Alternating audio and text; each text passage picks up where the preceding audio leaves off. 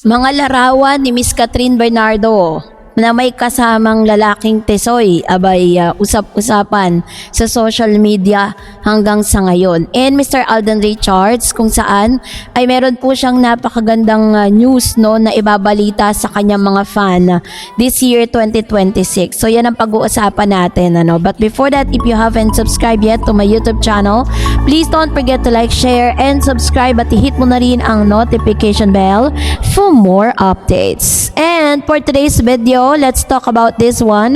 Dahil nagsisilbi o talaga namang pinag-uusapan pa rin ang ilan sa mga photos nitong si Miss Catherine Bernardo. At ito po ngayon ay talagang nagiging debate sa lahat po ng mga fans at bashers si Miss Catherine.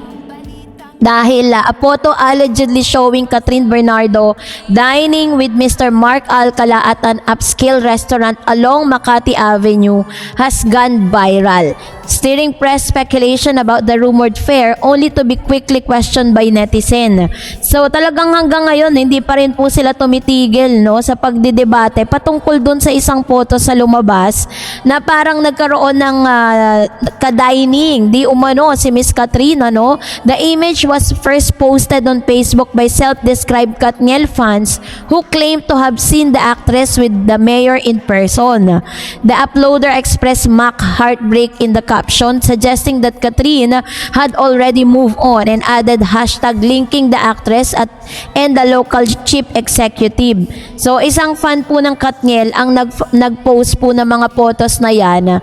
At alam niyo po kung tutuusin kung titignan natin, we cannot deny the fact that it was really Catherine. Si Catherine talaga yan, di na natin pwedeng i-deny yan, kitang-kita naman. At meron din mga photos po na nagkalat ngayon na parang si Catherine Bernardo ay nakasuot din ng ganyan brown, naka-up shoulder, nakatayong hair, naka-gold earrings. May mga photos na nagsasurface ngayon Masyado lang tayong in denial sa katotohanan na ito po mga bagay na ito no. However, the post immediately raised eyebrows. Several netizens pointed out that the photo only showed two people from behind with no clear view of their faces.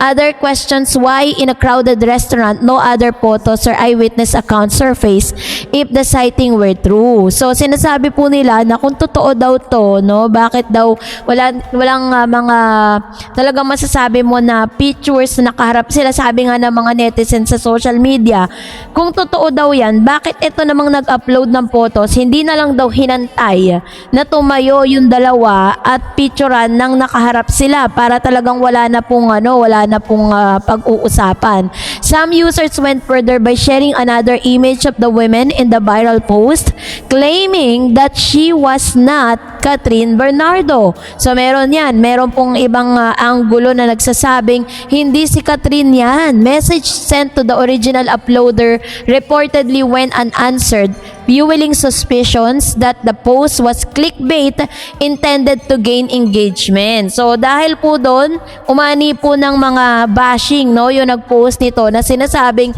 nag-post lang daw sila para talagang maka-reach po sila ng engagement, para marami pong mag-shares, maraming mag-view ng kanya pong mga post. Dahil dito, talagang pinag-usapan ng todo to ng mga netizen.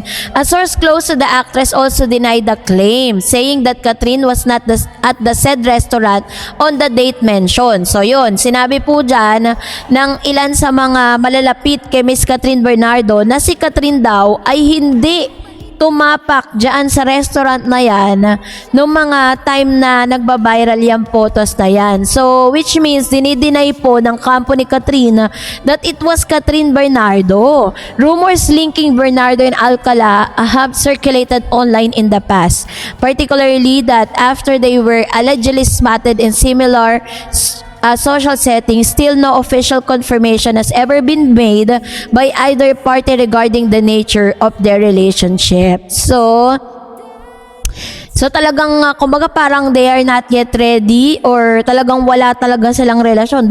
Ilalawang klase lang yan. It's either magkarelasyon sila or talagang ginagawa lang sila ng issue at nililink lang talaga yung pangalan ni Catherine Bernardo. Kaya nga sabi ng ilang mga netizen, bakit daw hindi kayang i-display ni Catherine itong si Mayor? Hindi daw ba siya proud sa kanya pong recent or dito po sa kanyang present boyfriend? So kaya naman mas lalo pong mas hinangaan si Daniel kasi very proud po siya and very loud na talagang fineflex itong si Kayla Estrada sa publiko.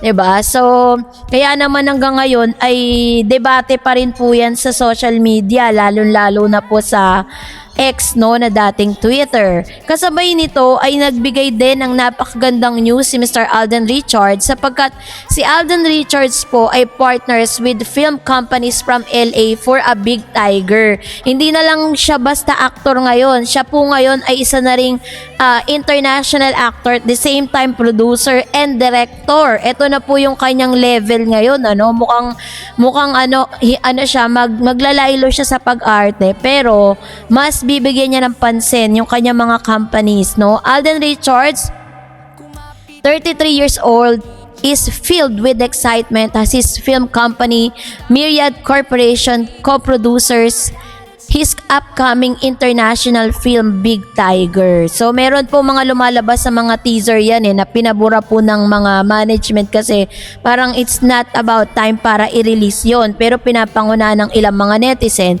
So Los Angeles studio is a film company headed by Matthew McClure, Burns and Sawyer, is a motion picture camera and production equipment rental company headed by Filipino businesswoman Masi Acevedo. So talagang papunta na sa pang-international na talaga itong si Mr. Alden and inaasahan natin na meron po siyang ilalabas sa panibagong movie na ginawa po sa ibang bansa. Ganon po yung kanyang atake ngayong 2026, Talagang mas bibigyan niya ng pansin to. Kaya no wonder kung bakit hanggang ngayon ay wala pa rin talagang love life si Alden kasi nga parang mas nagfo-focus siya ngayon dun sa karera niya.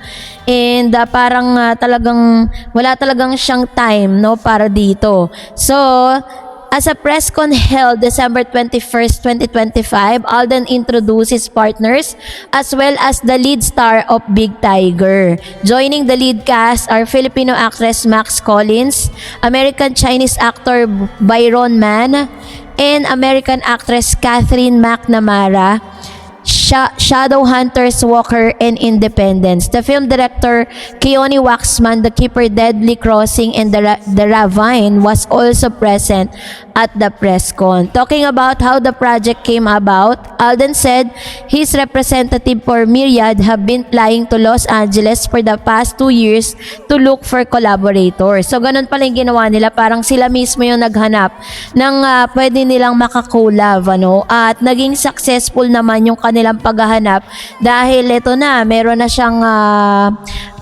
na-produce at bagong international movie na ilalabas this year 2026. Kaya naman abangan po natin yan kasi finally, isa sa mga dream project po ni Mr. Alden ay nagawa niya na. Kaya pala sobrang parang very busy din si Mr. Alden nung taong 2025 kasi yung pala talaga yung kanyang pinaglalaanan ng oras. Sa ngayon, si Mr. Alden po ay nasa bakasyon kasi nasa US po siya kasama ng kanyang family dahil magbe-birthday na po siya this coming January 2. So, doon niya po isa-celebrate yung kanyang kaarawan. So, kaya naman, congratulations Mr. Alden Richards for the success of your movie this year 2026. So, that's it for today. For more videos and updates, please don't forget to like and subscribe. And please don't forget to follow my Facebook page, DarEds TV and DarEds channel. God bless everyone!